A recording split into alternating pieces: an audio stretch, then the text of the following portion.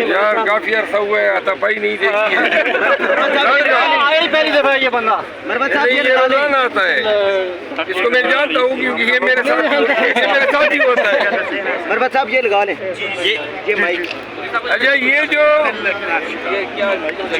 यार ये मेरे कान को जाना थोड़े पीछे पीछे हो जाए, इजी हो जाएंगे, ये माइक आपने ये जो लेटर आया है जी सर, और मुझे बताइए कि 8 जज साहिबान को आया है।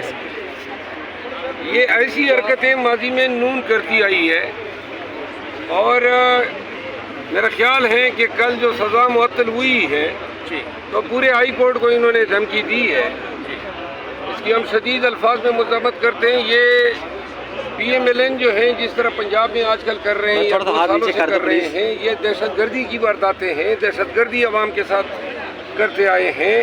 इन्होंने हमेशा जज साहिबान को ब्लैकमेल किया है, जज साहब के साहिबान के खिलाफ फर्जा सराइयाँ की हैं, सुप्रीम कोर्ट में हमलावर हुए। ये इनका तरीक़ा वारदात रहा है। तो लिहाजा कल जो सज़ा मुअत्तल हुई है, अब मुअत्तली के बाद ये पहला रद्द-ए-अमल इनका आया है।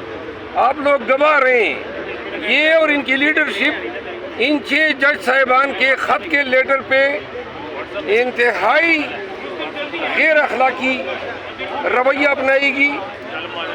इनसे वाबस्ता वकला जो है बार कौंसिल और बार एसोसिएशन में सियासत करते फिर रहे हैं, अदलिया की पुष्ट में इकट्ठा करके वकला को कड़ा होने के बजाय ये उनको तकसीम कर रहे हैं।